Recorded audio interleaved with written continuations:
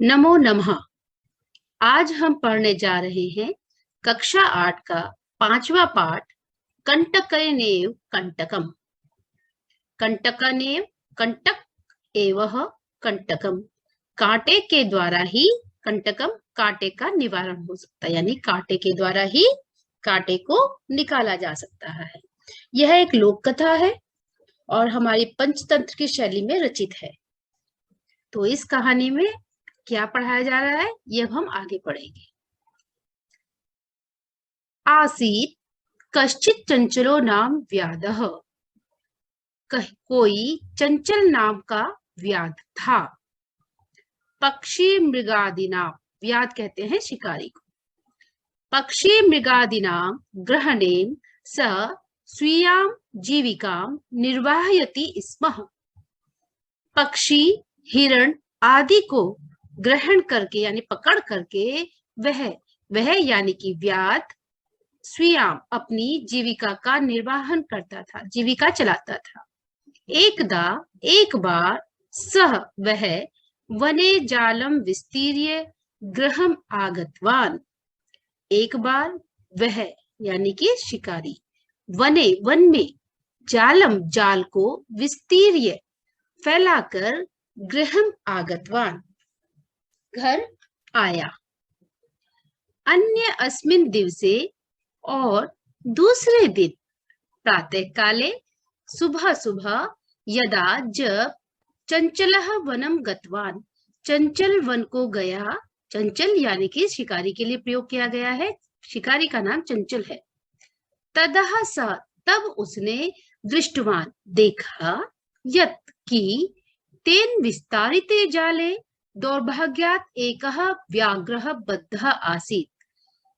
तेन उसके द्वारा यानी शिकारी के द्वारा विस्तारित फैलाए हुए जाल में दौर्भाग्यात दुर्भाग्य से एक व्याघ्र बाघ बद्ध आसीत् बंध गया था। सो अचिंत्यत, सह धन अचिंत्यत, वह सोचने लगा, संधि है यहाँ पर, वह सोचने लगा। व्याघ्र माम खादिष्यति अतएव पलायनम करणीयम। व्याघ्र ये बाघ मां मुझको खादिष्यति खा जाएगा। शिकारी सोच रहा है कि व्याघ्र है जो बाघ है, मां मुझको खादिष्यति खाएगा, अतः इसलिए पलायनम करणीयम, यहां से चला जाना चाहिए। पलायन मतलब चला जाना चाहिए। व्याघ्र न्यवदित, बाघ ने निवेदन किया। भो मानव, हे मनुष्य, कल्याणम भवतु ते, तुम्हारा कल्याण हो। यदि त्वं मां मोचिष्यसि तर्हि अहं त्वां न हनिष्यामि। यदि तुम मुझको मोचिष्यसि छोड़ दोगे, तर्हि तो अहम मैं त्वां तुम्हारा कोई भी हानि नहीं करूंगा। तदा तब स व्याध, उस शिकारी ने, देखिए बेटा यहाँ पर व्याध है और व्याघ्र दो शब्द हैं जो आपको समानांतर लगेंगे, थोड़ा सा ध्यान देना है, दोनों ही अलग है। व्याध होता है शिकारी और व्याघ्र होता है बाघ।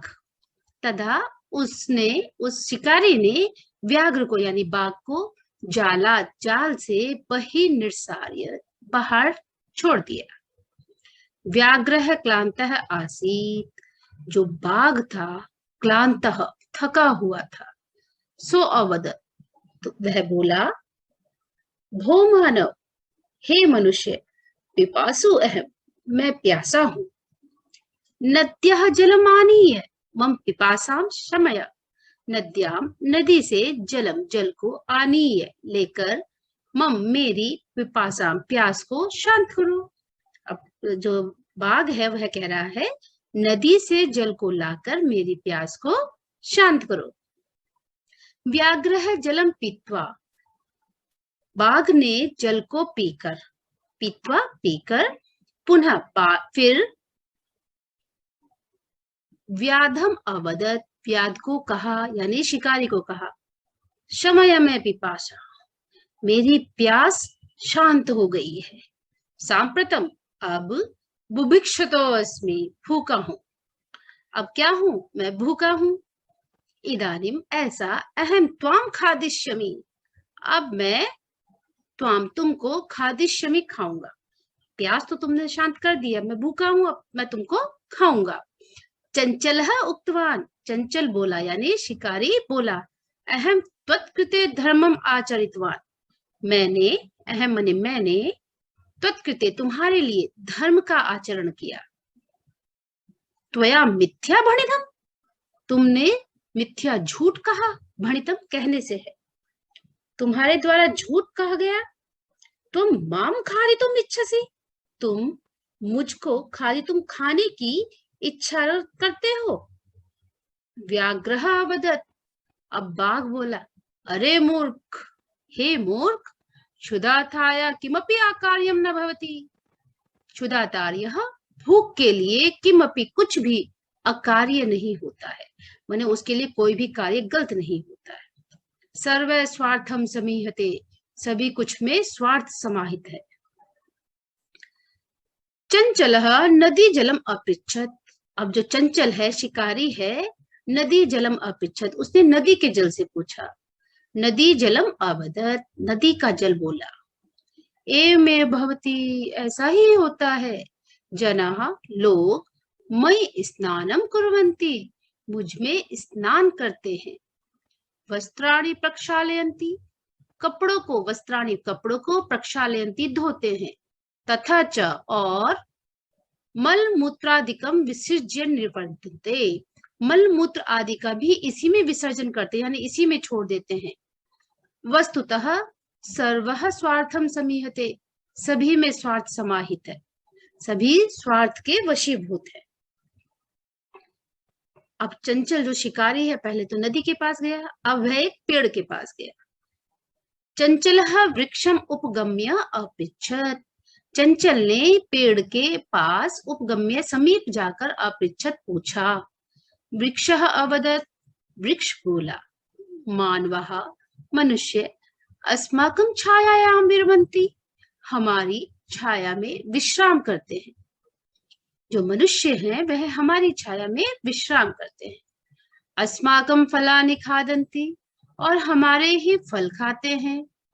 पुनः इसके बाद कुठारे प्रहृत्य अस्मभ्यं सर्वदा कष्टम ददति, कुठार से यानी कुल्हाड़ी से, प्रहृत्य प्रहार कर, अस्मभ्यम हमको, सर्वदा हमेशा, कष्टम ददति कष्ट देते हैं।